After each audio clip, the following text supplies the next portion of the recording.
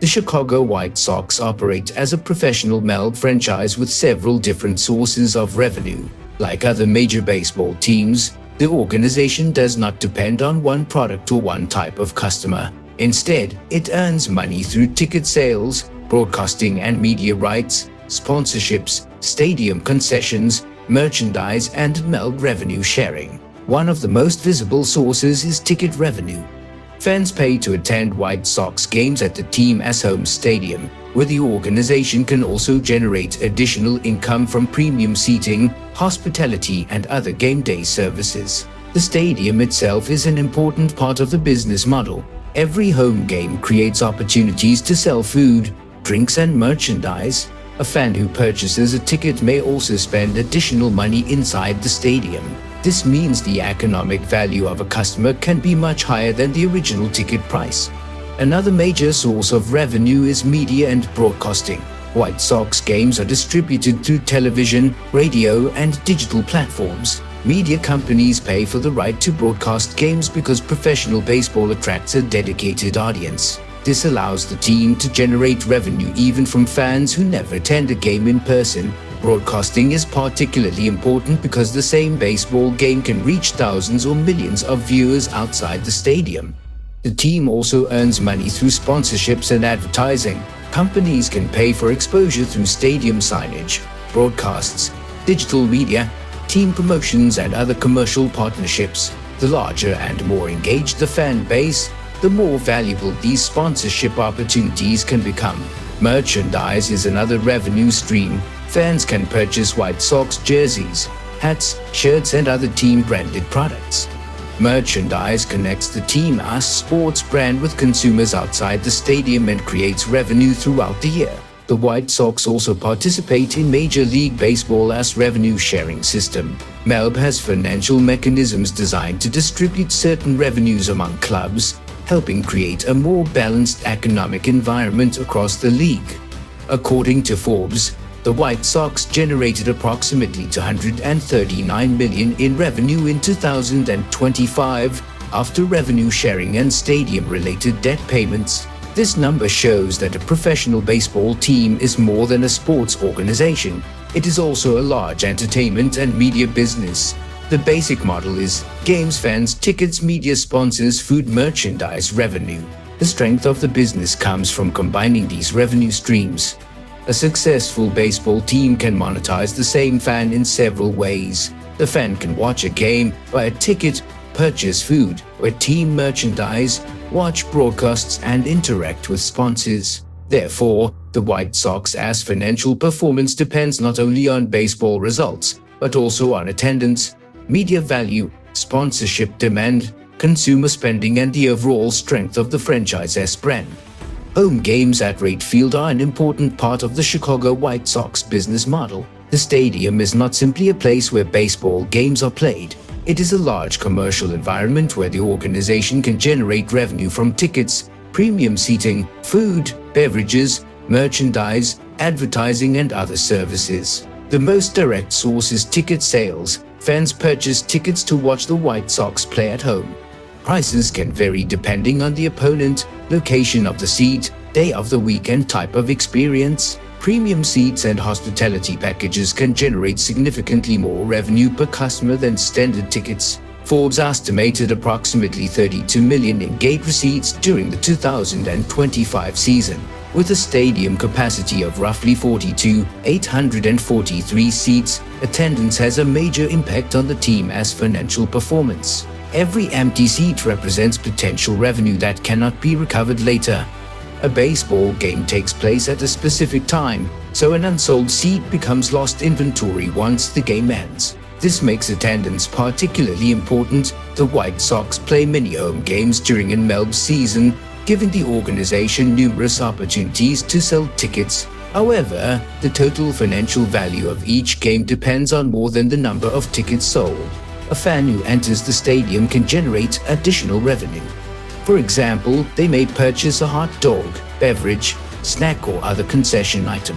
They may buy a White Sox hat or jersey. They may pay for parking or upgrade their experience. This creates a larger revenue per fan opportunity. The stadium business can therefore be viewed as a chain. Ticket stadium visit, food, beverage, merchandise, premium experiences, additional revenue. Premium seating is another important part of the model. Some fans are willing to pay more for better seats, private spaces, hospitality services, or special experiences. These products allow the team to earn more from customers who place a higher value on comfort and exclusivity. Advertising also contributes to the stadium economy. Companies can purchase advertising space around the ballpark, while sponsors can associate their brands with the White Sox and their home games. The stadium therefore becomes a physical advertising platform. The number of home games is also important. Unlike many entertainment businesses that may have only a few major events each year, MELB teams have a long regular season schedule with numerous home games. This gives the White Sox repeated opportunities to generate stadium revenue. However, attendance can vary significantly. Team performance, star players, opponent quality, ticket prices, weather, day of the week, and overall fan interest can all influence how many people attend. This creates a connection between the sporting product and the financial business. When fans are excited about the team, demand for tickets can increase. Higher attendance can lead to higher ticket revenue and additional spending inside the stadium. When attendance is weaker, the organization can lose revenue not only from tickets but also from concessions, merchandise, and other game day purchases. This is why building a strong relationship with fans is financially important.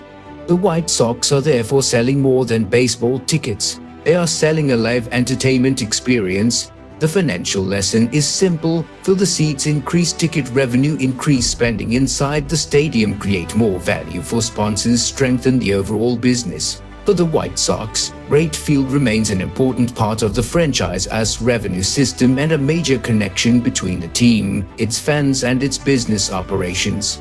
Media and sponsorships are important parts of the Chicago White Sox business model. The team does not earn money only when fans enter the stadium. It can also generate revenue from people watching games from home and from companies that want to reach the team as audience. Media rights allow the White Sox to monetize their games through television, radio, and digital platforms. Broadcasters pay for the ability to show games because professional baseball attracts a consistent audience throughout the season. This creates an important advantage for the franchise. A single game can generate value beyond the people sitting inside Wright Field. Thousands of fans can watch the same game through television or digital platforms. Media exposure also helps strengthen the White Sox brand. Fans can follow the team even when they cannot attend games. They can watch highlights, interviews, analysis, and other team-related content. The second major area is sponsorships. Companies pay to associate their brands with the White Sox. Sponsorship opportunities can include stadium advertising, digital promotions, broadcast exposure, team events, and other marketing campaigns. For businesses, the attraction is access to the White Sox audience. For the team, sponsorships provide an additional source of revenue without requiring every customer to purchase a ticket. The value of sponsorships depends heavily on audience size and engagement. A team with strong attendance, high television audiences, and an active fan base can offer sponsors greater exposure. This creates a simple business relationship: more fans, more attention, more valuable advertising space, stronger sponsorship opportunities. The White Sox can also combine media and sponsorships. For example, a sponsor may receive exposure inside the stadium while also appearing in digital content or other team-related media. This allows one partnership to reach fans through several channels. Media and sponsorship revenue also show why a professional baseball franchise is essentially both a sports organization and a media brand. The baseball games are the core product, but the organization monetizes the attention surrounding those games. Fans watching from home, attending games, following social media, and purchasing merchandise all contribute to the commercial value of the franchise. A strong fan base is therefore one of the team's most important financial assets. The business model can be summarized as: create baseball content, attract fans, distribute games, build audience, attract sponsors, monetize attention. For the White Sox, improving the quality of the on-field product can potentially strengthen this entire system. More competitive baseball can increase fan interest, which can improve attendance, media engagement, and commercial opportunities. The key financial lesson is simple: a sports team does not only sell tickets, it sells access to an audience.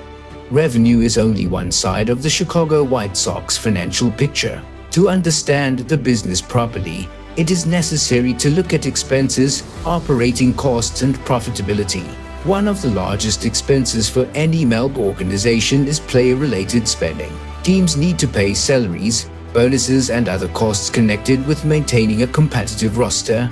For the 2025 season, Forbes estimated the White Sox as player expenses at approximately $110 million. This represents a significant portion of the team's revenue. However, player spending is not the only expense. A professional baseball organization also has costs related to stadium operations, employees, travel, marketing, administration, equipment, insurance, and other business activities. The team must operate its stadium throughout the season and support dozens of home games. These costs can add up quickly. According to Forbes, the White Sox generated approximately $239 million in revenue in 2025, but the organization recorded approximately $40 million in operating income. This is an important financial lesson.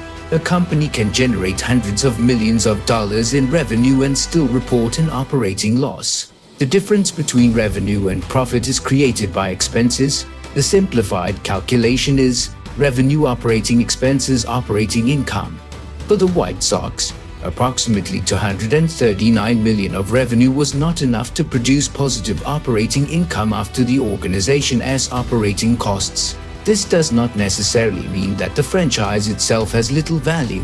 A sports team can have a high asset value even during a year with weak operating results. The value of a MELB franchise depends on many factors, including its brand, market, stadium situation, media rights, fan base, and long-term revenue potential. Therefore, operating income and franchise valuation are two different financial concepts. Player spending also creates an interesting business decision.